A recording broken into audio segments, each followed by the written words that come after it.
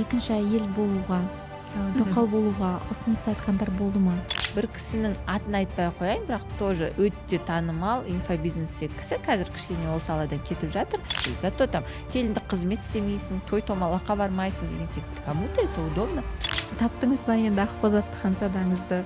Шалқар Қайратұлы болсын, өте ұнайды. Соңғы уақыттары блогерлердің, осы инфокәсіпкерлердің соты жиілеп кетті. Осының бір астары бар деп ойлайсыз ба, қандай да бір? Қоймаңдар сондай сұрақ деп ше. Сіз Төрәлімен өте жақын байланыста сияқтысыз, иә? Я кәдімгідей айтып отырады, машинасыз қалдым, мына жерде квартирамды саттым.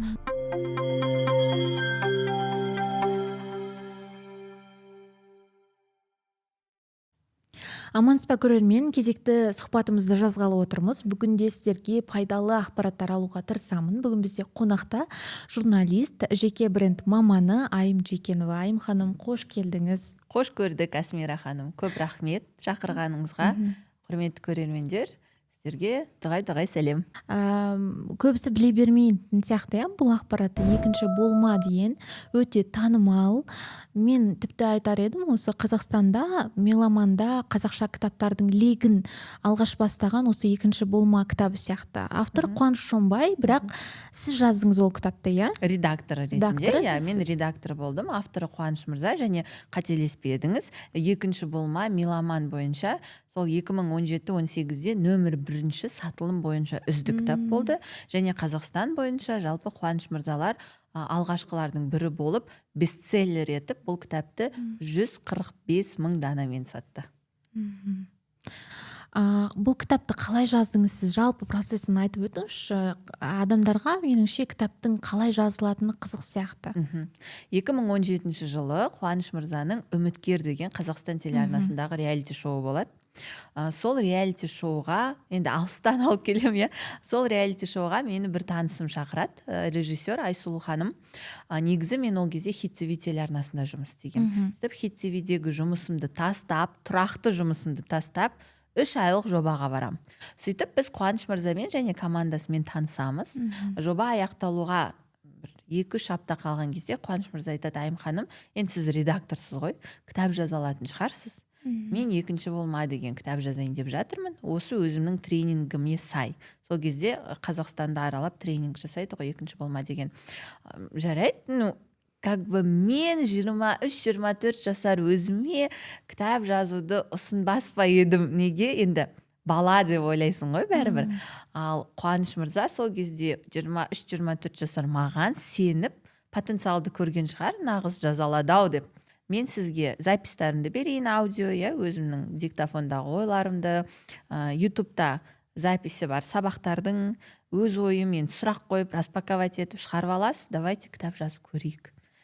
Мен үшін ол кітап емес, бір мен реферат, диплом жұмысын жазып жатқандай. Маған негізі ондай жұмыс ұнайды. Енді сіз де журналистсіз ғой, бір нәрсені жазу, талдау, іздеу, өте қызық процесс болды. Және ең қызығы, біз ол кітапты бар болғаны 1 айда жазып шықтық. Қаншама мен деген кітап шығаратын типографиялармен біз жұмыс істегіміз келді. Сол кезде Ман Иванов Фербердің Миф бар ғой, Қазақстандағы представителі бар, сол кісіге хабарласам. Саламатсыз ба, номеріңізді Қуаныш мырза берді, біз осындай кітап жазып жатырмыз, мынандай тираж шығару керек, қанша уақыт алады? Бізге уже желтоқсан айында шығу керек. Біз кітапты, қателеспесем, сол қазан-қарашада бастадық қой, желтоқсанда кітап жарық көру керек. Сонда ол кісі маған айтады, дословно, орысша сөйлейді: девушка, вы дура, дейді.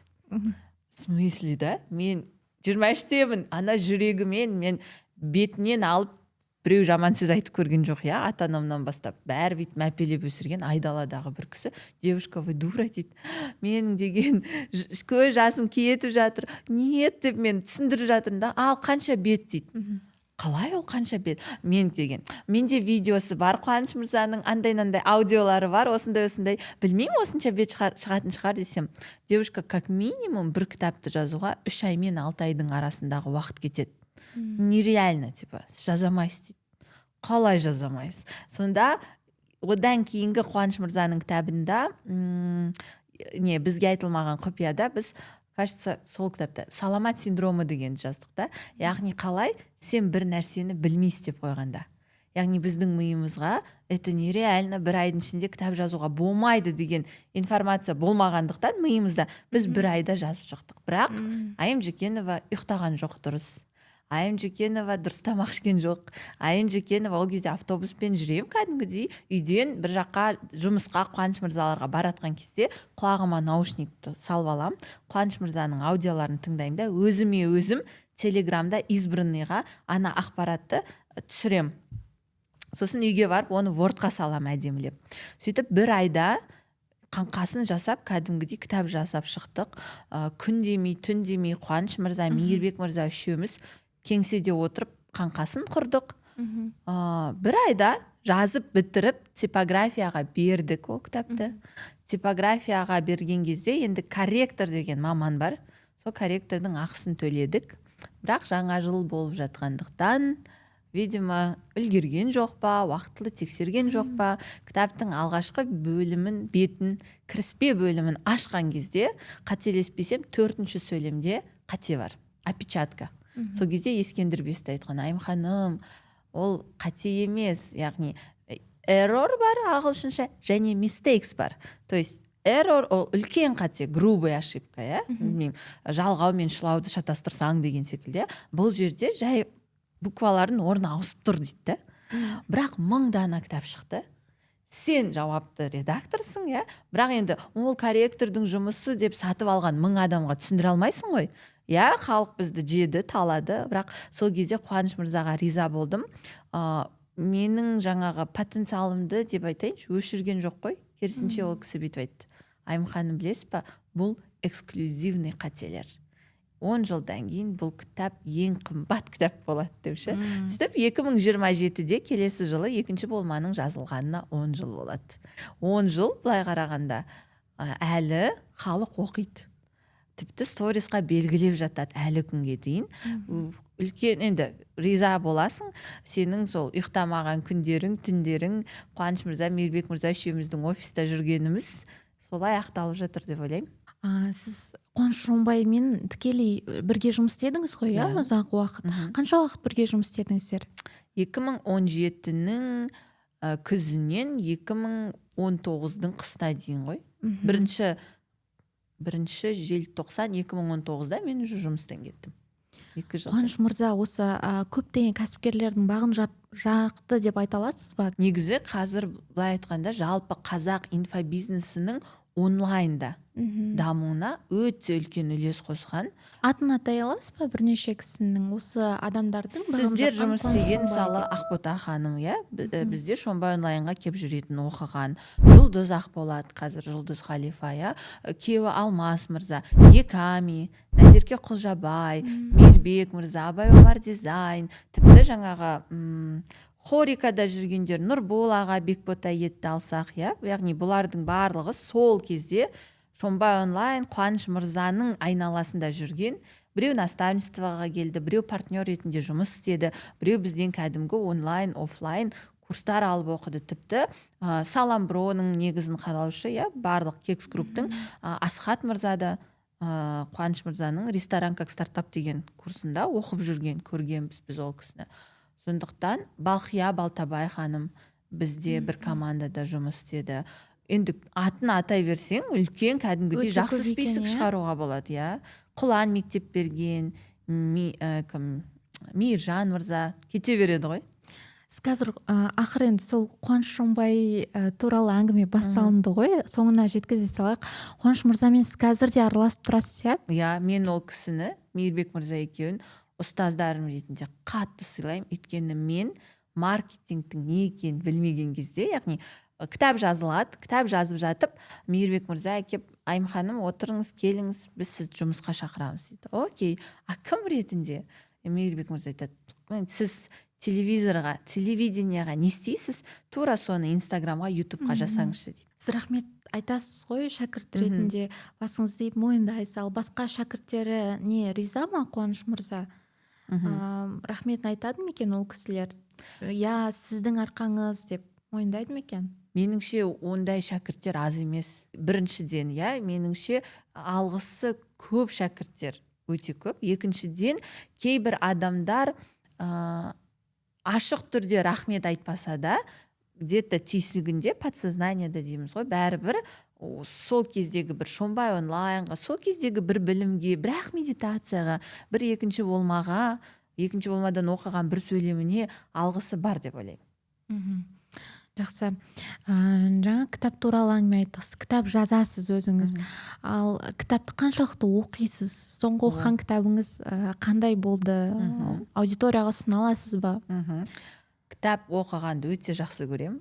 Құрбыларым, жақындарым біледі, күліп айтам. Егер де кітап оқыған үшін жалақы төлейтін мамандық болса, мен сол жұмысқа тұрар едім.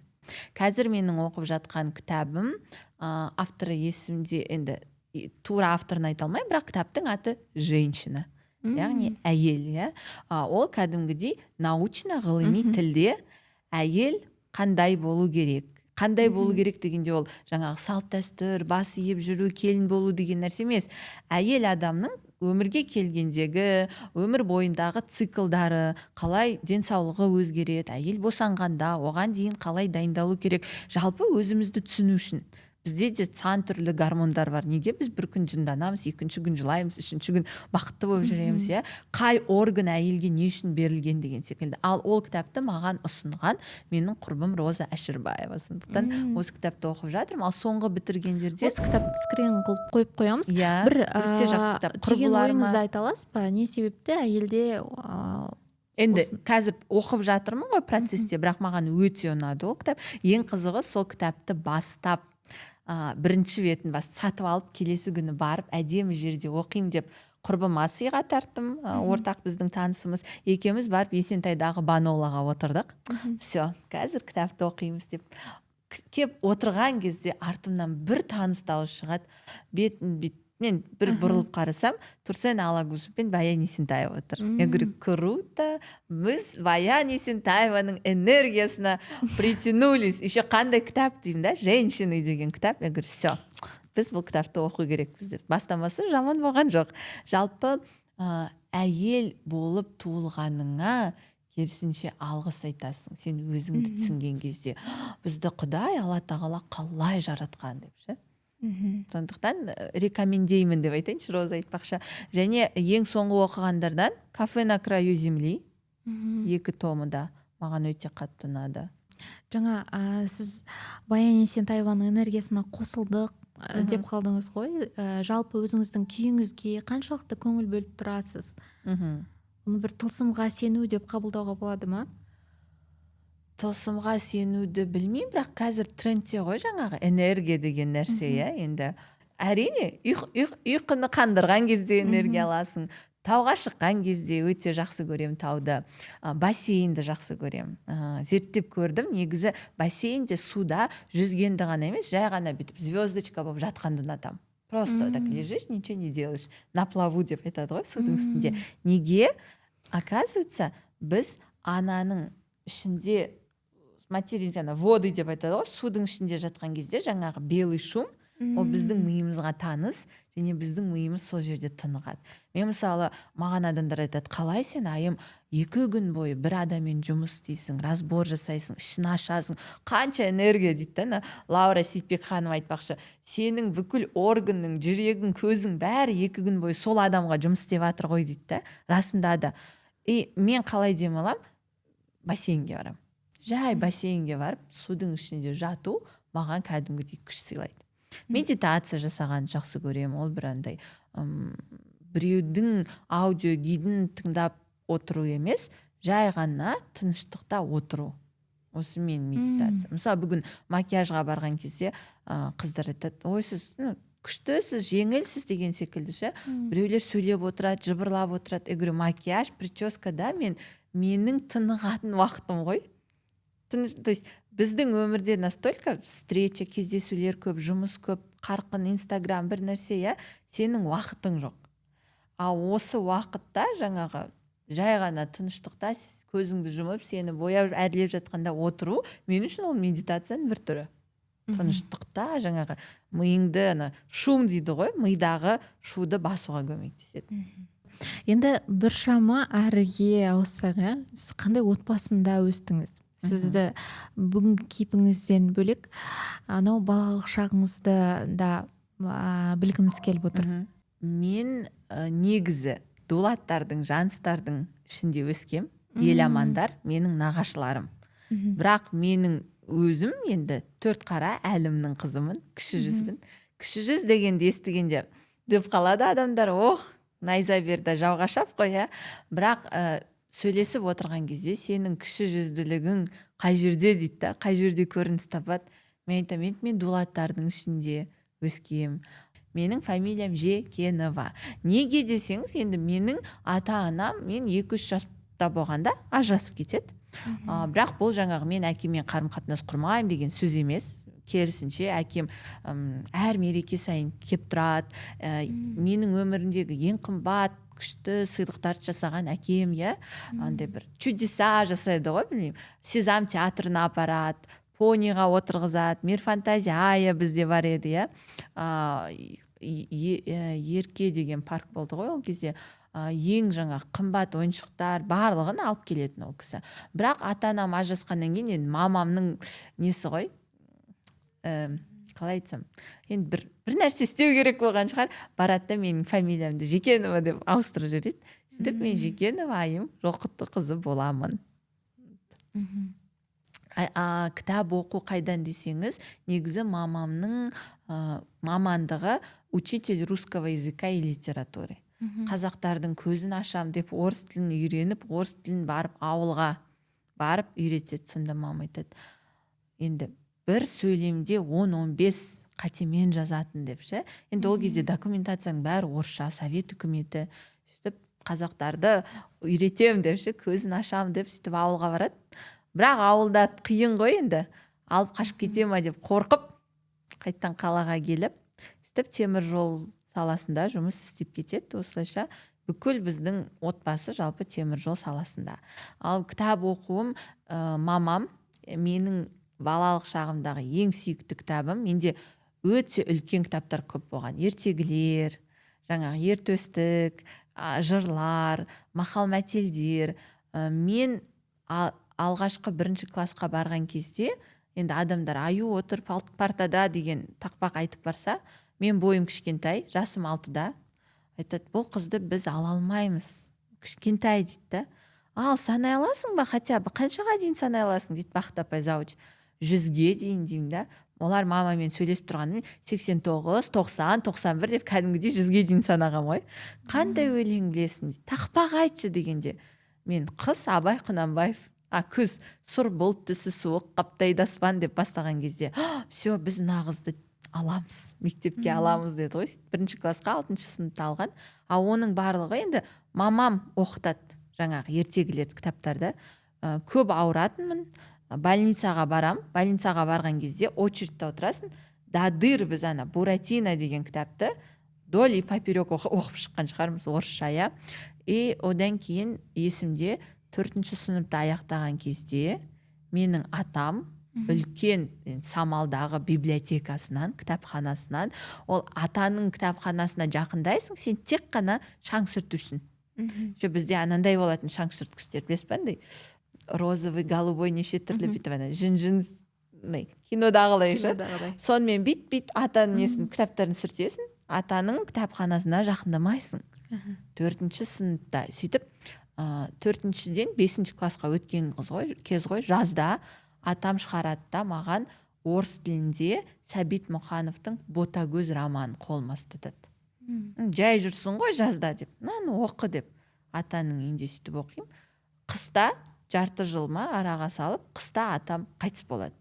Бірақ сол ұстатқан Ботагөзі артынан Ұлпан ерді, Абай жолы ерді, білмеймін, Көшпенділер Қабдеш Жұмаділов, сөйтіп кітапқа деген махаббатым оянды деп ойлаймын. Кітапқа ғана емес, жалпы шығармашылыққа қадам басуыңыз да содан шығар, бәлкім? Шығармашылыққа менің анамның дауысы сондай, поставленный деп айтады ғой. Адамдар маған келеді, сіз қаяқта дауыс қойдыңыз? мен дауыс қойған жоқпын, менің природный дауысым, мен оны ойната алам, әртүрлі сөйлей алам, камера қосылса мен басқаша сөйлеп кетемін, иә. Бұрын Хит ТВ телеарнасында жұмыс істеген кезде режиссерлар айтатын, қалай дейді, сен өмірде орысша сөйлейсің, камера қосылса судай таза қазақша сайрайсың деп ше. Не знаю, я так как-то переключаюсь деп айтатын да, сондай. Ал ойлап қарасам, ол анамның арманы ғой, енді анамның дауысы қойылған әдемі, иә. Ол әлі күнге дейін 68-ге келсе де өлең оқыған жақсы көреді. Пушкин, Эдуард Асадов, жди меня деп, иә. Ол 2 қабат кезде, мен ішінде болған кезде түрлі іс-шаралар жүргізетін. Андай той-томалақ емес, партияның съездің жиыны деген секілді барғанда, КПСС-тің жиыны деген секілді, темір жолда түрлі бір День железнодорожника, 8 марта деген секілді концертный іс-шараларды анам жүргізетін. Ол балалық шағында телеведущий болуды армандаған, жаңалықтарды жүргізгісі келген. Одан кейін бала кезінде оны балет мектебіне жібереді, бірақ плоскостопия дейді ғой, сондай болғандықтан оны алмайды. Сөйтіп 6 жасымда мама мені хореографическийға жібереді, сөйтіп мен 13 жыл бойы бимен айналсам. Сол маманың сүтімен берілген нәрсе, бірақ кейбір адамдар ойлауы мүмкін, байқұс мамасының армандарын орындапты ғой деп ше. Вот просто ол армандар маған берілген. Ол маған ұнайды. Ал анаңызға жалғыз балаларын жетілдіру ауыр соққан жоқ па, және ол сізге білінген жоқ па балалық кезіңізде? Балалық кезде әрине білінді, бірақ ол бір андай травма деп емес, мен былай айтатын едім. Жай ғана, мысалы 1-ші сыныпта әкелер балаларды алып кетеді. Маған анам ғана келетін. Сонда мен айтатын, мен папам да кесе деген секілді. Сондай ойлар болатын. Неге папа бізбен тұрмайды деген емес, мен папамды сағынып жатырмын емес, папаммен телефонмен сөйлесем. Ол кезде білмеймін, Асмира, сен ондай телефондарды білесің бе, бүйтіп деп айналатын телефондар. Сондай телефонмен сөйлесесің. Әлі мен папамның телефонын еске білем, жатқа білем. 2-76-44 деп басталады. Городской телефонмен сөйлесетін біз. Бір жиналыстар, жиындар, концерттер болса, әліппемен қоштасу, папамен суреттерім толып жатыр. Жаңағы выпускной, садикта болсын, мектепте болсын, балабақшада болсын, өте көп. Бірақ аналарға меніңше жалпы 90-шы жылдары, 2000-шы жылдары баланы тәрбиелеп асырау өте қиын болды деп ойлаймын.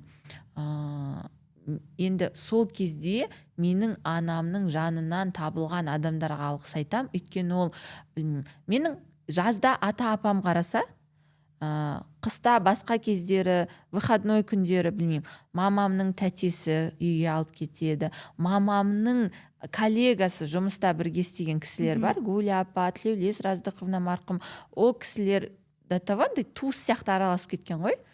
Мама жұмыста отырған кезде олар жұмыстан шығып, мені садиктен алып кететін ғой, балабақшадан. Сөйтіп, анда-мында жүріп, енді қонып емес, кешкі 9-ға дейін біреудің үйінде қонақта боласың.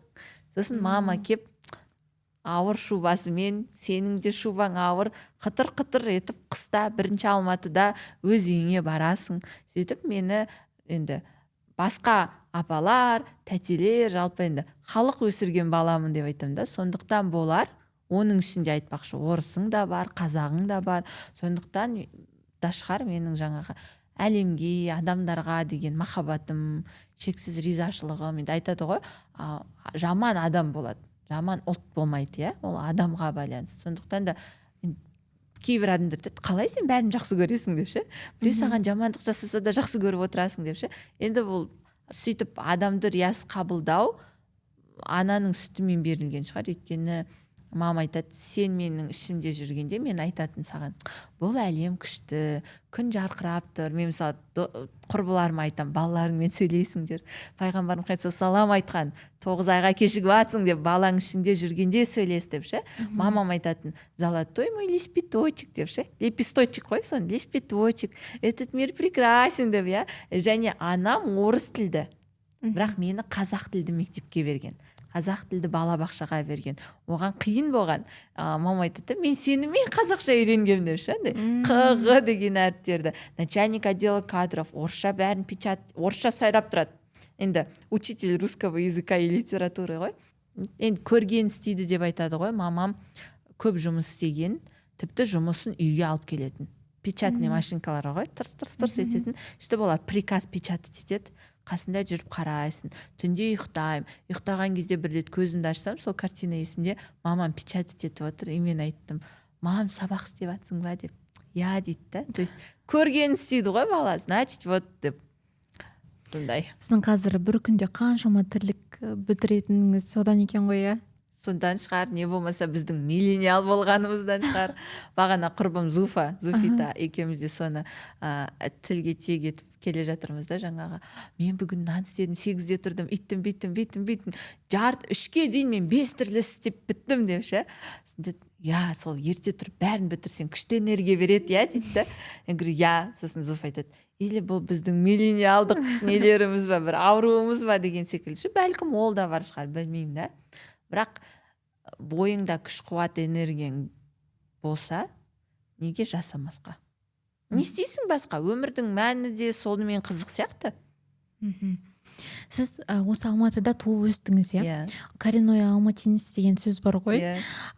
Осы айтып жатады, қазір Алматының бұрынғы вайбы қалмады, өзгеріп кетті Алматы, жан-жақтан адамдар көшіп келгелі дейді. Әсіресе осы шымкенттіктер дейді.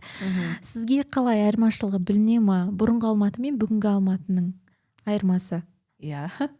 Енді білмеймін, біздің ата-аналар сияқты айта алмаймын. 60-70 жылдары пробка болмаған, бірақ машина өтетін деген секілді. Бірақ 90-2000-дары осы Алматыда өскенбіз ғой. Біз үшін Аль-Фараби даңғылы, Самал 3, ол вау, жердің бір жері болатын. Яғни бірінші Алматыдан Аль-Фарабиға дейін екінші автобуспен бару, ол бір қазір білмеймін, Алматыдан Қалқаманға дейін барған мен тең шығар, алыс болып көрінетін. Жылдар өте келе енді бұрын Талғар, Тұзды бастау алыс болып көрінген сайын, қазір оның барлығы уже Алматы болып кіріп жатыр ғой, Алматының ішіне. Енді қала өте үлкейіп жатыр, адам көбейіп жатыр, расында адам өте көп. Бұрын 2014-те ма, 12-ші жылы ма алғаш рет Мәскеуге бардық. Менің інім спортивно-бальный танцы дейді ғой, сондай бимен айналысқан, Қазақстан бойынша чемпион болған. Біз Мәскеуге барып, сол жерде тұрып, енді қазақстандық тренерлер біздің дайшы шамамыз жетпейді, на баланы басқа жаққа апарып билетіп оқытыңдар деген кезде, әлемде айтпақшы ол бала 34-ші. Сөйтіп Мәскеуде тұрамыз. 1 ай ма, 2 ай ма Мәскеуде тұрамыз. Менің жасым қателеспесем 18-19-да. Мәскеу. Ол кезде жаңағы нелер жүреді. Азиаттарды жек көреді, өлтіреді деген нелер бар еді ғой, солар жүреді. Мен қазақ, ол қазақ, оның жасы бір 12-13-те, мен 18-демін примерно, 19-18-де. Екеумізді жалғыз Мәскеуге жіберді, сол жерде 1 ай тұрдық. Сол кезде ата-аналармен әңгімелесіп отырасың ғой. Понаехали деп айтатын ше.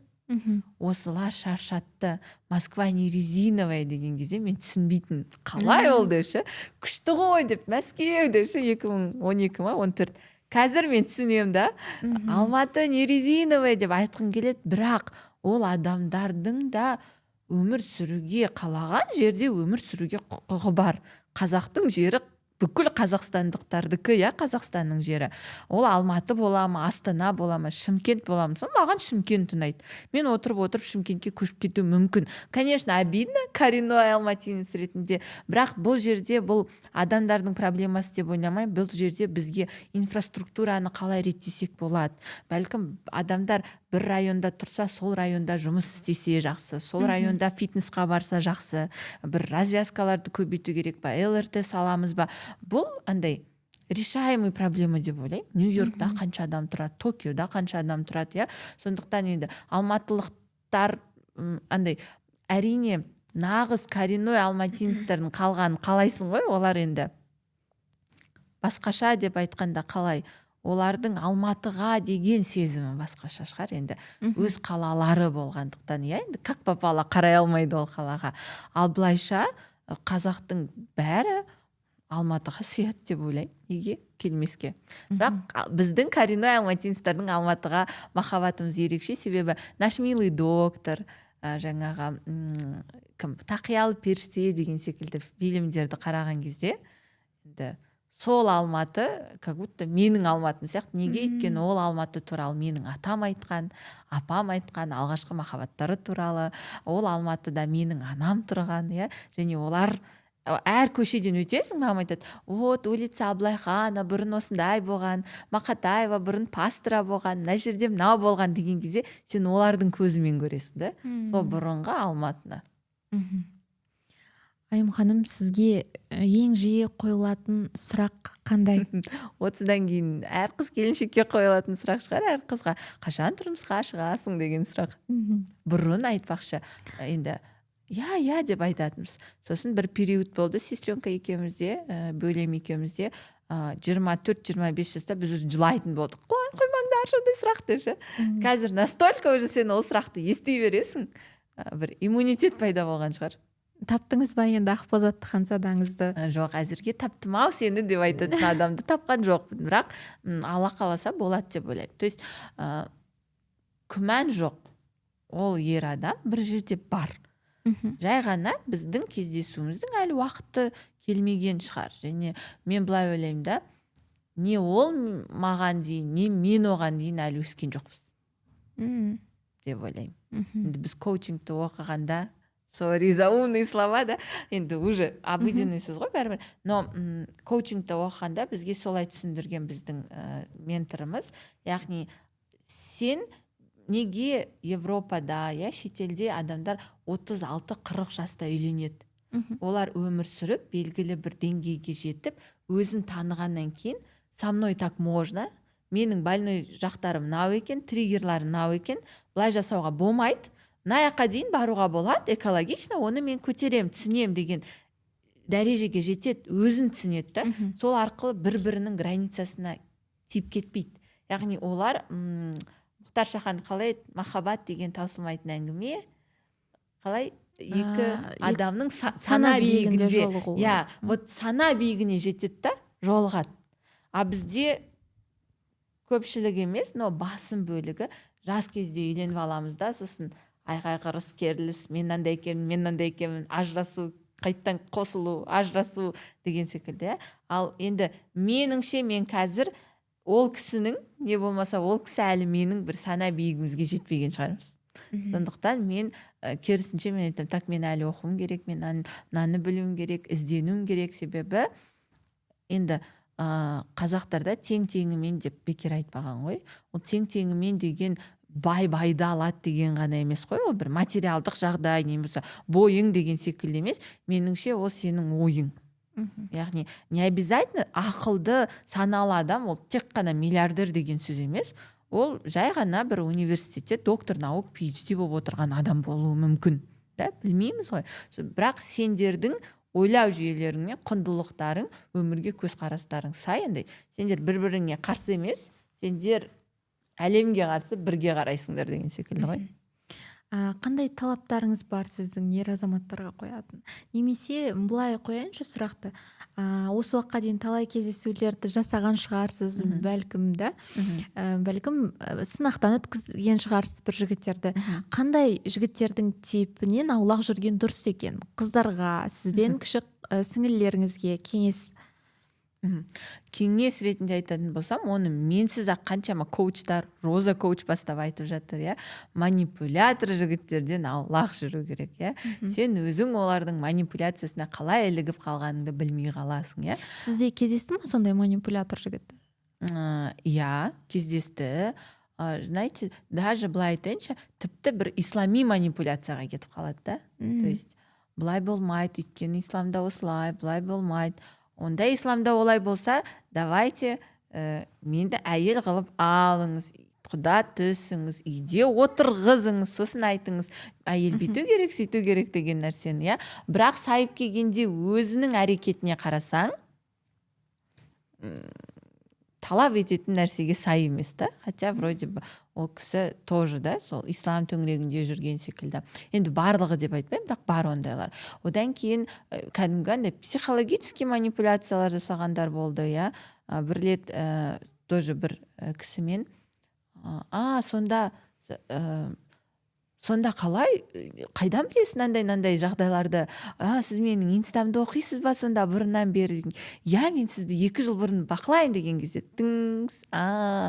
бірақ танысқан кезде олай емес еді ғой, типа, ой, случайно мен сіздің кім екеніңізді білмеймін, давайте познакомимся деген секілді ше.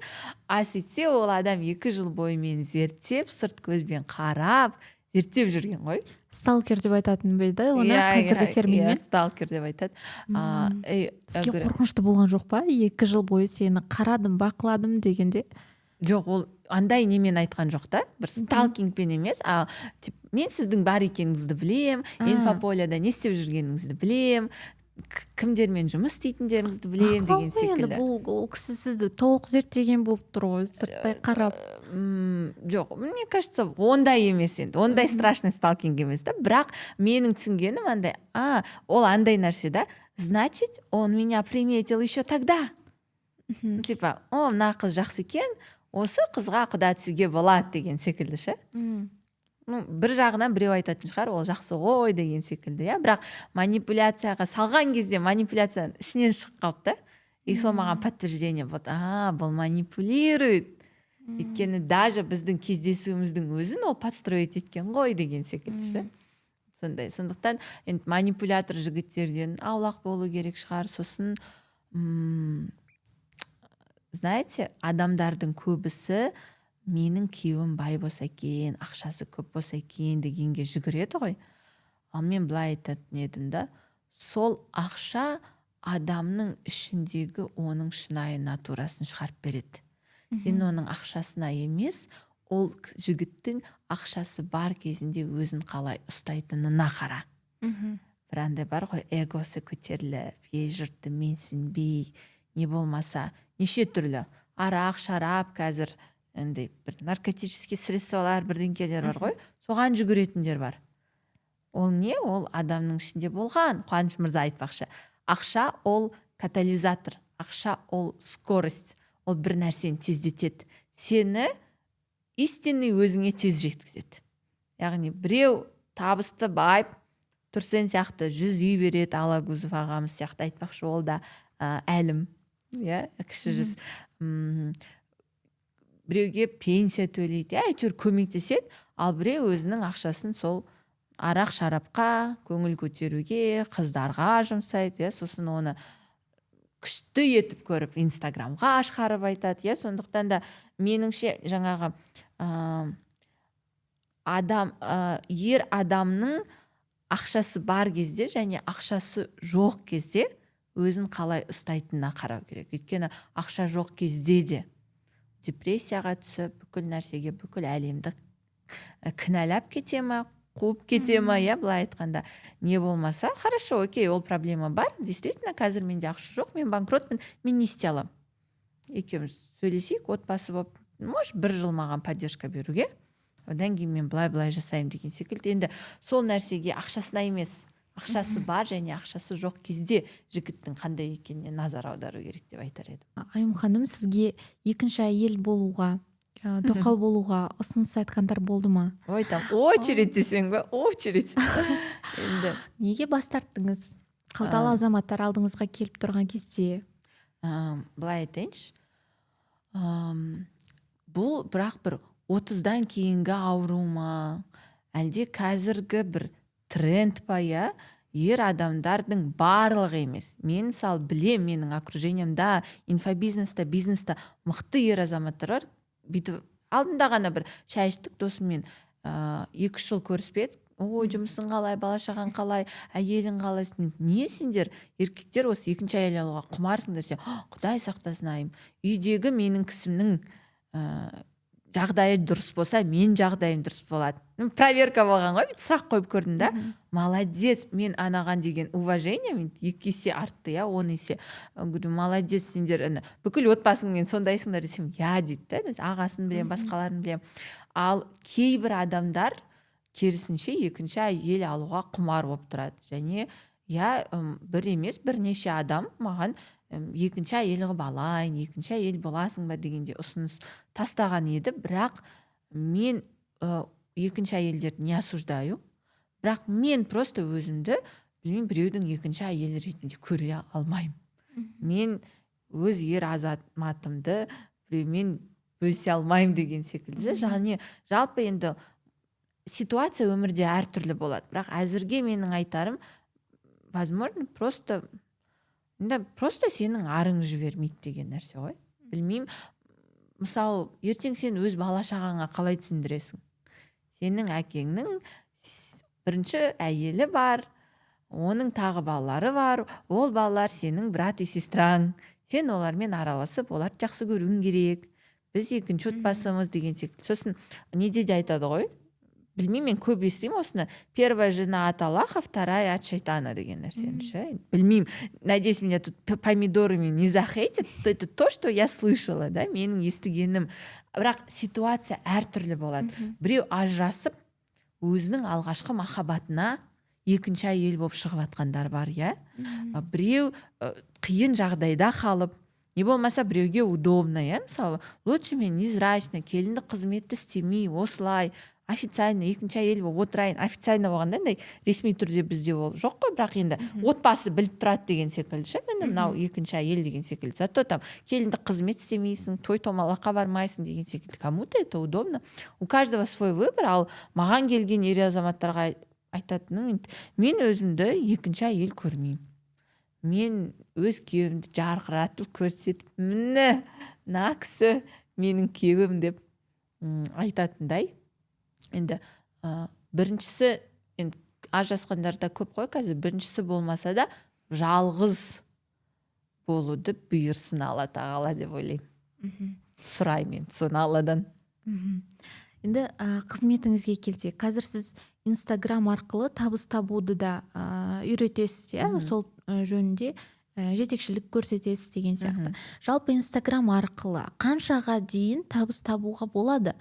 Осы Инстаграмның көмегімен ең көп табыс тауып отырған адамды білесіз бе? Ол қанша тауып отыр?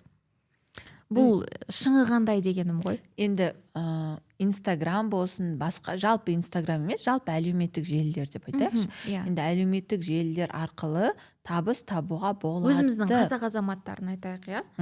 Ең бір табыстың шыңын жасап отырған адам кім және қанша табады? Енді точно цифраларын білмеймін, бірақ мысалы Қайша Керей ханым, я, енді мощно жұмыс жасайды ғой. Ол тауарын да сатады. Инфобизнесте айлықтан байлыққа деген курсы бар, я. Көп қой инфобизнесмендерді алатын болсақ. Қуаныш Оңбайлардың өзі болсын. Тіпті 2021-2020 жылдары Шонбай онлайннен кейін штабқа кетем ғой мен, Бақытбай Сабырбековке. Сол кездің өзінде бір компания бір айда 100 миллионнан жоғары оборот жасайтын. Оның бір таза табысы 20-25 миллион табыс қалады. Ол қай жылдар? 21-ші жылдар, 5 жыл өтті. Сондықтан да по цифрам енді Қуаныш мырзалардың өздері қандай обороттар жасады. Бір кісінің атын айтпай қояйын, бірақ тоже өте танымал инфобизнестегі кісі, қазір кішкене ол саладан кетіп жатыр.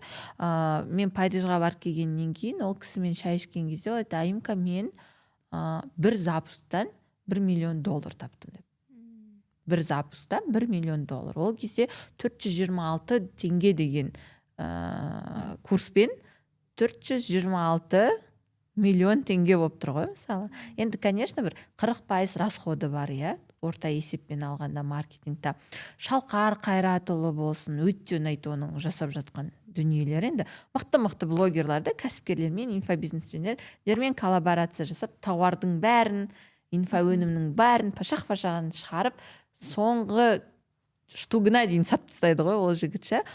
Тоже қарап, ең көп істегендер енді өздері репостта айтқан, мен восхищаться, шабыттанып, бір сүйсініп қарайтын жұп Арман мен Карина Оксукбаевтар.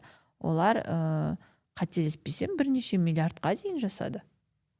Теңге, миллиард теңге. Енді көп адамдар ашық айта бермейді ғой, бірақ инфобизнес болсын, жалпы әлеуметтік желілер арқылы тауар сату, гүл сату, жаңағы иә, стол сату болсын, подкаст студияңды арендаға беру болсын, ақша табуға болады. Яғни ол әлі күнге дейін кейбір адамдар ойлайды да, Инстаграм, ТикТок өздері бізге YouTube ақша төлейді деп, иә. Сен өзіңді сатасың, өзіңнің қызметіңді жарнамалайсың, өніміңді жарнамалайсың, танымалдылығыңды арттырасың, сол арқылы клиенттеріңнің санын арттырасың. Сен туралы білетін, сені танитын адамдардың санын көбейтесің. Оны біз зона влияния, менің әсер ете алу аумағым дейміз ғой, иә, аймағым деп алайық. Біреуде ол 100 адам, біреуде ол 5000 адам, біреуде ол 5 миллион подписчик, 5 миллион потенциальный клиент деген секілді. Сондықтан да әлеуметтік желілерге жай ғана құрал ретінде қарау керек, және ол құрал бізді қалаған жетістікке, табысқа алып келе алады. Осы соңғы уақыттары блогерлердің, осы инфокәсіпкерлердің соты жиілеп кетті. Осының бір астары бар деп ойлайсыз ба, қандай да бір? Меніңше ол өте әдемі бір показательный порка деген секілді, көрсету да, заңға байқап жүріңдер деген иә, сияқты. заңға сай жасаңдар. Мен оны дұрыс деп санаймын. Өйткені 5000 теңге болса да, мен ИП-ға жіберіңдер, ИП-ға жіберіңдер. Лучше мен 3-4% налогымды төлеймін, жаным тыныш болып отырады. Сол налог менің Алматыма кетеді, менің Қазақстаныма кетеді. Енді білмеймін, қазір 100 миллиондап тапсам, бәлкім ана 3% ауыр болатын шығар, иә, білмеймін. Ойланатын шығармын сол ғой, нәпсімнің қалай болатынын білмеймін, бірақ меніңше бәрібір ертең арты сондай болғаннан көрі тып-тыныш, тап-таза, төлейтініңді төлеп, беретініңді бер, тыныш отырған дұрыс деп ойлаймын. Сондықтан ол бір әдемі показательный порка, иә, жасаңдар. Енді 2020-19 жылдары нарық, инфобизнес нарығы енді қалыптасып келе жатқанда, үкіметте отырған адамдар инфобизнес деген не, олар қалай ақша тауып атқан системасын, жүйесін түсінген жоқ. Қазір араға 5-6 жыл салып, біз қатарлы жандар үкіметке жұмысқа тұрып жатыр, жаңа буын кеп жатыр. Олар Инстаграм, әлеуметтік желінің не екенін түсінеді. Сонда отырғандар әлеуметтік әлеу желінің тілін таба бастады. Жалпы инфобизнес деген не, нарық қалай жұмыс істейді дегенді түсінді. Енді взялись за это, енді тексеріп жатыр. Және меніңше ол дұрыс деп ойлаймын. Сіз осы инфобизнестің ішкі кухнясын өте жақсы білетін жандардың бірісіз ғой, өйткені кәсіпкерлермен етене араласасыз, иә? Инфобизнесте халық білуі керек, қандай былық бар деп ойлайсыз? Инфобизнесте ғана емес, жақында ғана немесе жалпы жаңағы налог мәселесінен бөлек, мысалы кейбір халыққа бір адам бір керемет тұлға болып көрінуі мүмкін. Вот осы нәрсені айтқым келеді да. Инфобизнесте емес, жалпы бизнесте, кәсіпте, немен болмаса бір танымал адамға вау деп біз қызығып қараймыз ғой. Осы жерде мен айтарым, ешқашан ешкімге қызықпаңдар. Өйткені сендер олардың старт, енді фундаментінің қандай болғанын білмейсіңдер. Ешкім саған ашып айтпайды, менің әкем кәсіпкер болған, ол маған $1 миллион қалдырып кетті деген секілді. Не болмаса сен барасың да біреуге қызығасың. Жалпы менің құрбымды алайық. Менде жоқ көлік, менің құрбымда бар. Мен қалаған көлік, менің құрбымда бар. Ол бір инфобизнесте жүрген жан емес, қатты танымал емес, десе де бірақ инста парақшасын жүргізеді. Мен өткен жылы пәтер сатып алсам, оның өзінің бірнеше жыл бұрын пәтері болған. Қазір ол пәтерін одан да үлкен 100 квадрат метрлі күшті райондағы пәтерге алмастырып алды. Қазір ол пәтерде ремонт жасап жатыр. Оның өзінің бір зданиясы бар, біреу емес бірнеше. Сөйтіп келіп, мысалы, егер де мен өзімді онымен салыстыратын болсам, кешіріңіздер, оның әкесі бар, анасы бар, екеуі де кәсіпкер, олардың Алматы бойынша күшті точкалар бар арендаға беретін. Оның ағасы бар, оның ағасы кәдімгідей ЖК соғады. Сол ЖК-дан бір пәтерді оған сыйға берген. Ол сол пәтерді алғанда 1-2 жылдан кейін басқа пәтерге алмастырған. Бірақ мен оған қарап отырып, мынау деген күшті екен, менің құрбым, менен 1 жас кіші осындай нәрселер істеп жатыр, амен деп отырсам.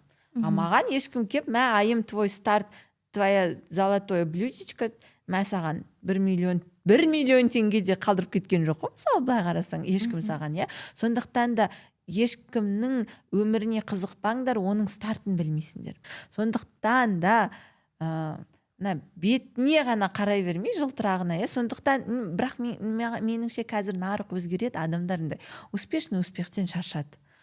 Сол машинаны біреу үйді ипотекаға алады біреу, бірақ жарқыратып көрсетеді, иә, үй алдым деп. Тіпті разоблачениялар шығады ғой Инстаграмда, біреу жаңағы 2 күнге арендаға алады, үй алдым деп айтады, запускын өткізіп алады да тапсырады, иә. Үйді арендаға алып солай көрсететіндер бар ма? Иә, неде жүрді ғой, 2 жыл бұрын ба бір блогерға сондай разоблачениялар жасаған. Тіпті арендаға берген қыз өзі жазған ғой. Мына кісі менің үйімде түсіріп жатыр деп ше, мынау негізі менің үйім, ол 2-3 күнге арендаға алды, сол жерде тұрды, көрсетті, мынау менің ремонтым, мынау менің үйім деген секілді. Десе де сондықтан дандай жылтырағанға, біреудің шетелде жүргеніне, мен күштімін, бір дұға оқыдым да бүйтіп кеттім, білмеймін, бір рилспен бүйтіп атып кеттім дегендеріне емес, действительно кейстеріне. Кому люди приходят, да, мысалы сенде бос уақыт жоқ қой, күнде біреуге рилс түсіріп жүресің, Шымкентте, Таразда, Алматыда, иә. Хотя сенің мысалы подписчигіңда бір 100 мың, 50 мың емес, сен жарқыратып Теменовтің Тесласынан мақтанып жүрген жоқсың, иә. Мысалы адамдар сенің Асмира болғаныңа келеді, адамдар сенің оған дұрыс сұрақ қойып ішіндегісін ақтарып ашып бере алғаныңа келеді, иә. Сондықтан да, конечно, олай дамыған қиын, бізге қиын олай дамыған, бірақ ол даму андай үздіксіз және ақырын кәдімгідей нарықта өз орныңда. Мейірбек мырза алдында өз сабағына КМС-ке жеке бренд бойынша сабақ өткізуге шақырғанға да бүйтіп айтты: мен Айымханымды мойындаймын, өйткені Айымханым осы салада, бір салада 10 жыл жүрген мамандардың бірі ғой дейді да. Ол анда мында кетпейді, при этом оның кейсі да көп деген секілді. Хотя менің астында Геленваген жоқ. Мен тағы бір квартирамды өткен жылы ғана алдым. Әлі оның ремонтына ақша жинап жатырмын деген секілді, енді 15-20 миллион ремонтқа керек, мен барып да, ойбай, мен квартира алдым деп 100 рет жырлай алмаймын. Тіпті мен продюсерім деді: Айымханым, квартира дегенді ала берейік деп ше. Енді квартира бар, жақсы, шүкір, бірақ мен адамдар маған менің квартира алғаным үшін, менің астында Геленваген болған үшін келген қаламаймын. Мен адамдар, айым маған пайдалы болады, өйткені осындай тұлғалармен жұмыс істеген, оның осындай кейстері бар деп келгенін қалаймын да. Меніңше сол құндылығым менің. Төреғали мен өте жақын байланыста сияқтысыз, иә. Инстаграм желіңізге қарасақ, маған солай сияқты. Қалай таныстыңыздар? Ол кісінің әулетімен сіз араласасыз, иә? Қарындасымен, келіншегімен. Енді қарындасымен, Төреғалидың өзімен, Төреш аға деп айтам да оған. Енді бір жас үлкен болса да, жол үлкен. Ол кезде 6 бала еді, қазір 7 бала болды, Құдайға шүкір. Жол үлкен болғандықтан мен енді Төреш аға деп айтам еркелеп. Тем более олар да кіші жүздер, Толқын келіншегі жеңге деп еркелеймін оған, жеше деп ше. Толқын ханым мен құрбымыз, жақынбыз, өте жақсы көрем ол кісіні, құрметтеймін. Кей жерде прям мен үшін бір роял модел шығар, кейбір шешімдерінде, жаңағы әулетке, отбасына берілгенде. Қандай қыры ұнайды ол кісінің? Қандай қырын үлгі етесіз? Келін, оның даналығы ұнайды. Жалпы бүкіл Қазақстанға болсын, үйдің ішінде болсын, оның бір қабылдайтын шешімдері, көп нәрсеге көзқарасы, айтатын әңгімесінде мен даналық көрем, көрегендік көрем, тәрбие көрем. Енді былай айтайыншы, ең алғаш біз Толқын ханыммен таныстық. Ол кісі психолог қой, кәдімгідей дипломированный психологияны оқыған. Жалпы ол өте прокачанный, көбісі біліп бермейтін шығар. Ол Казгуда шет тілдер мамандығында оқыған, Қытай тілін жақсы біледі. Оны қателеспесем, қазақ қыздарының ішінде сол жылдары 2 қыз болған, оның бірі Толқын ханым ЮНЕСКО-ға жұмысқа шақырған. бірақ толқын ханым күйеуге шығып ол нәрседен бас тартады. Сондықтан ол өте андай сауатты, прокачанный, Карина Алматинка дейді ғой, кегеннің қызы ғой, енді Алматы облысы болса да енді Алматыға жақын ғой. Сондай сұлу, дана, ақылды, және ол кісі осы психологияны оқып, зерттеп, уже жұмыс істеп жүреді. Бір оған біреу айтып қалады енді, разбор керек, разбор консультация керек. Негізі оның алдында бір жобаның запускысын жасағысы келеді. Сол жоба бойынша мен ұсынады ортақ таныстарымыз. Сөйтіп алғаш жазда толқын ханыммен танысамыз. Бірден топ етіп әп-әдемі үйлеріне бірақ барам. Құлпынайдан тортынды құшақтап, сөйтіп шәй барысында сөйтіп таныстық. Сосын үйге енді разбор консультация жасап жатырмыз. Үйге Төреш ағам кіріп келеді домбырасымен бір жерден. Олардың қарым-қатынасын көріп, Төреш ағамның мысын көріп, кірген кезде шандай мысы басып тұрады да адамды. Арқасы бар адам ғой. Сүйсініп қарадым. Содан бері сосын бір ортақ жобамен жұмыс жасадық. Ол жоба әзірге шыққан жоқ. 1-2 жылда да шықпайды. Бірақ болашақтың еншісінде бар, ол тұр. Жай ғана ол жобаның өз уақыты келу керек. Енді Қазақстанда ондай нәрсе болмаған, өте қызық, күшті да енді. Сол жоба аясында жұмыс істедік. Енді 2 жылдай өте етене араластық. Тіпті бір жазда кімнің Тоғжан мен Фатидің бөлмесінде 1-2-3 күндей тіпті сол жерде тұрып, сол үйдің қызы болып, Дина Төрәлі күйеуге шықты, как раз бір орамал қалған екен. Сол орамалды мамалары маған жауып, сен де күйеуге шық деп. Енді күшті отбасы. Үлкен қызы Каусимен ерекше жан ғой. Күшті құрбымыз. Ол мені іздеп тұрады, мен оны іздеп тұрам. Астанаға көшті, қазір Түркістанға көшті. Қазір Алматыда. Сөйтіп толқын ханымнан кейін Төреғали ағам, одан кейін Фариза Төрәлі, одан кейін Дина Төрәлі, бәрі разбор, консультация, распаковка өткен жандар. Ақысын төлеп, от үйді басынан соңына дейін тыңдап, отырып, жаңағы мен күштімін, мен 5 миллион, 3 миллион подписчигім бар, мен там Төрәлі отбасынанмын деген эго деген нәрселер вообще жоқ та андай. Бірақ андай қазақилық, отбасылық құндылықтар деген нәрсеге тәнті болдым. Төреш ағамды да айтпақшы, бәрі қазір Баян Алагузова мен Тұрсен Алагузовтардың үйінде ортада тұрған юртта киіз үйге, қазақтың киіз үйіне вау деп тамсанып қарайды ғой. Мен 2022 жылы или 23 жылы сол киіз үйді алғаш Төреғали Төрәлі мен Толқын Тұрарбектің үйінен көрдім. Төрәлі ағамыздың үйінен көрдім. Кәдімгі дворда үлкен подогрев полов бар, жып-жылы киіз үй. Сол жерде бір жобаны жасадық біз, шәй іштік сол жерде, әңгіме құрдық. Төреш ағам домбырасын алып арасында арқасы қозған кезде ән де айтып, сермей айтып, жаңағы домбырасын шертетін. Оларда жаңағы түндік дейді ғой, үсті ашылады, кәдімгідей бүйтіп аспанға қарап күшті болып отырасың дөңгелек столда.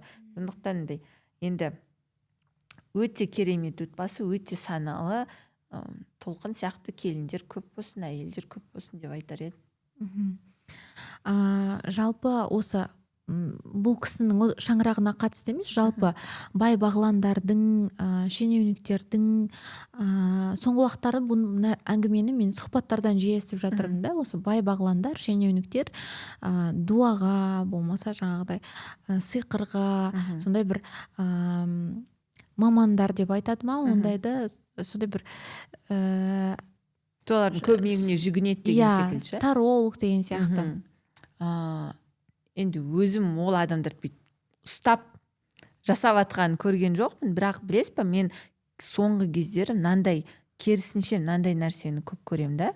Маған консультацияға келген адамдар немесе айналадағы бір табысты адамдардың басынан оның қасындағы құрбысының, танысының, досының соны жылдар бойы дуалап жүріп, жаңағы үйсіз қалдырған, күйсіз қалдырғанын көп еститін болғам. Расымен әсер етеді ме екен дуа деген нәрсе? Кәдімгідей айтып отырады. міне машинасыз қалдым, мына жерде квартирамды саттым, мына жерде ауырып емделдім жылдар бойы деген секілді ше. Құдай сақтасын, иә, ондай нәрселер енді әркімге ол керек сынақ шығар. Ал енді ол адамдардың керісінше өзіне бүйтіп қолданып отырғанын бүйтіп естіп көрмеппін, бірақ енді бәрібір зерттеп қарайсың, бар дейді ғой ондай нәрсе. Жаңағы масондар бар, тағысын тағы бар, иә, басқа біреуге табыну деген секілді. Мен былай естіп жүретінім, енді кейбір адамдар жаңағы фэншуй бойынша санайды, рас өтірігін білмеймін, бірақ маған біреу айтып қалды да, үлкен мегадағы ортадағы фонтан бар ғой, ол по фэншую жасалған деп ше.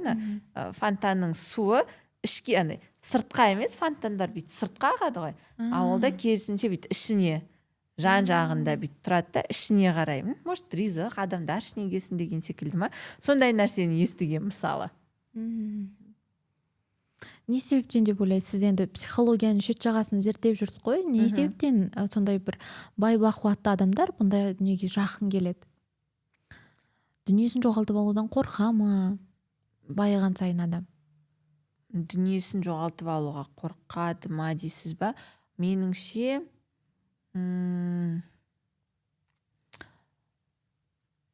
бір жағынан ол да бар шығар, бірақ мен былай айтатын едім, бұның барлығы бір Алла тағаланікі. Біреу үшін ол Құдай, біреу үшін Алла тағала, енді әркімге қарай ғой. Бірақ сол ғой бір өзі жалғыз, бәрі оныкі. Бәрі соған тиесілі. Бәлкім соны ұстанған кезде андай ғой, қазір әсіресе қазіргі таңдайын кризис келе жатыр деп айтады ғой, и людей будет штормить. Неге ақшам азайып жатыр, неге клиент жоқ, неге былай, неге солай деген кезде адам кез келген сұрақтың жауабын іздегісі келеді. Ал осы нумерология, астрология, сюцай, фэншуй деген нәрсе саған сол нәрсені жауабын береді. Сол кезде адам өзін бір тыныш сезінеді. Оказывается, менің жолым болмай тұр, күнім басқа жақта, Сатурн планетам басқа жерде деген секілді. Соған қараған кезде, может, им становится легче. Бәлкім сондықтан шығар. Бір ішкі тыныштықты беретін шығар. Демек, кризис уақытысында нумеролог, сюцай мамандарының айы оңынан туады ғой, иә? Қазіргі айтарым, егер сіз психолог, нумеролог, астролог, сюцай, гештальтерапия, соның маңындағы мамандықтарда болсаңыз, 2 жыл сіздердікі атасыздар. Бұл сіздердің уақыт. Рас, көресің, солай болады. Соңғы сұрағымыз болсын, жалпы жиі анализ жасап жүретін адамсыз ғой, осы инфокәсіпте осы жылы және алдағы жылы не нәрсе трендте болады, не нәрсеге біз үйренуіміз керек, ілесуіміз керек? Жалпы нарық өзгеріп жатыр. Шынайылық енді 1-2 жыл болды ғой, ақырын кеп жатқанына, иә. Шынайылық бізде трендте болған, болады да. Және қазіргі таңда енді адамдар бір үлкен күшті блогерларға емес, расында да қасында жүрген, неге қазір UGC креаторлар хит болып жатыр, иә? Өйткені ол өзің сияқты адам, жай ғана ол кез келген бір зат дүние туралы өзі қолданып көрген шынайы пікірін білдіреді. Ол 1000, 2000, 5000 лайк жинамауы мүмкін, 500 лайк, 100 лайк, 60 лайк болуы мүмкін, бірақ ол шынайы айтады, мынау жақсы, мынау жаман деген секілді. Бұл нені көрсетеді? Опять же, біз шынайылыққа келіп жатырмыз, иә. Сосын былай айтқанда комьюнитилар, қазір назар аударсаңыз, жалғыз басты адамдар өте көп. Жалғыз адамдар өте көп, иә. Біреу ажырасып жатыр, біреулер әлі үйленбей жатыр, иә. Және біз үйде жалғыз отырамыз. Алдағы 10 жылдықта жалғыз және бақытсыз адамдар көп болады. Ол бақытсыз адамдар тікелей біздің клиенттеріміз. Ол адамдарға орта керек болады. Оларды түсінетін, және қазіргі кезде оландай миллионерлердің ортасы емес та, олар уже начинают углубляться. Мысалы, бұрын кітап клубтары көп еді ғой. Қазір тек қана Элчин Сафаралині оқитын кітап клубы бар да. Тек қана Мәулана Румиді оқитын кітап клубы. Тек қана қазақ тілді жаңа кітап алдағы кітаптарды оқитындар деген секілді.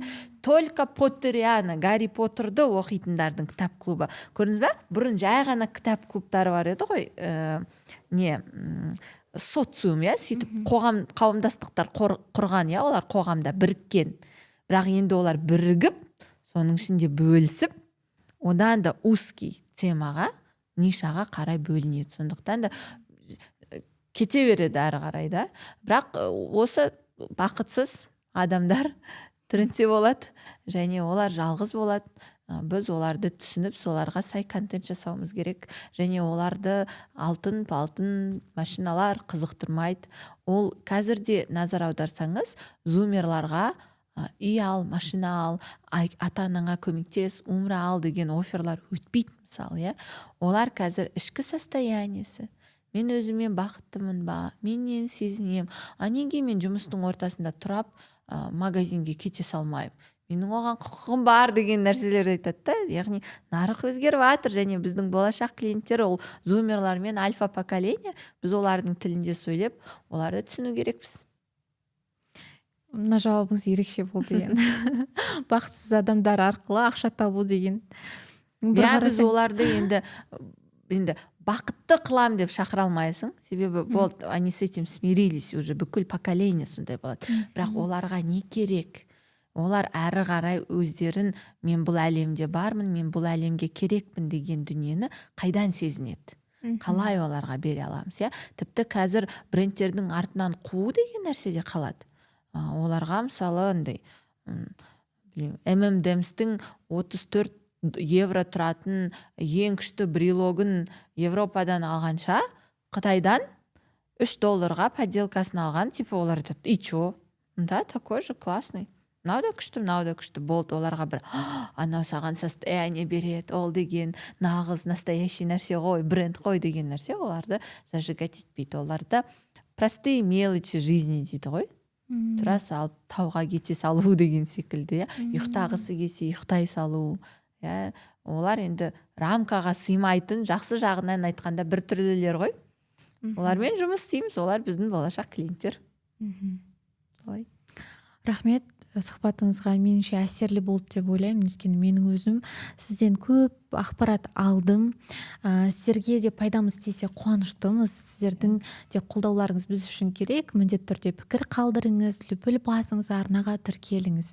Сіздерге айтар бұл өтінішіміз. Парақшаларымызға жазылыңыздар, иә. Өйткені Асмираның да парақшасы өте қызық. Оның қандай тұлғалармен жұмыс істейтінін көресіздер. Менің де парақшам қызық, сіздерге пайдалы болады. Және соңында нәрсені қоса кетейінші, енді бұл тақырыптың аясында жүргенім, иә, жалпы бір ғана көп подкасттарда сұрайды, миссияңыз қандай, неге жасап жүрсіз бұны, иә. Басқа бір сұхбаттарда менен емес, жалпы адамдардан сұрап жатады ғой. Осы жерде айтарым, мен айтамын да, әрбіріміздің бұл өмірде келгенде, иә, бір абайша айтқанда кірпіш болып қалынатын тесігіміз, тетігіміз бар да. Ал мен былай айтамын, әрбіріміздің ішімізде бір күн бар. Ол күн жарқырай алады. Ол күн іштей жанып, сол күн сәулесін шашып, өзіңді де жарқыратып, айналаға да сол шуақты шашып, керемет өмір сүруге біз бәріміз лайықтымыз. Сондықтан мен айтамын, әр адамның ішінде бір күн бар. Сол күнді жарқырату менің миссиям болса, сол күндеріңізді жарқыратып, сіздер жүре беріңіздер, сүйікті істеріңізбен айналысып, өзіңізді танып, дамып, кейде подкасттардан, кітаптардан шаршасаңыз, окей, дамымай, бірақ өзіңізге риза болып, алған телген білгеніңізді немесе жасап жатқан ісіңіз болсын, ол пол жуу болсын, ол гүл егу болсын, иә. Әр нәрсе біз үшін, бұл әлем үшін пайдалы. Бір нәрсе болмаса, екінші нәрсе болмайды. Сондықтан да өздеріңіздің бұл әлемге не просто так өмірге келгендеріңізді ұмытпаңыздар, іштей жарқырап жүре беріңіздер. Сізге көп рахмет.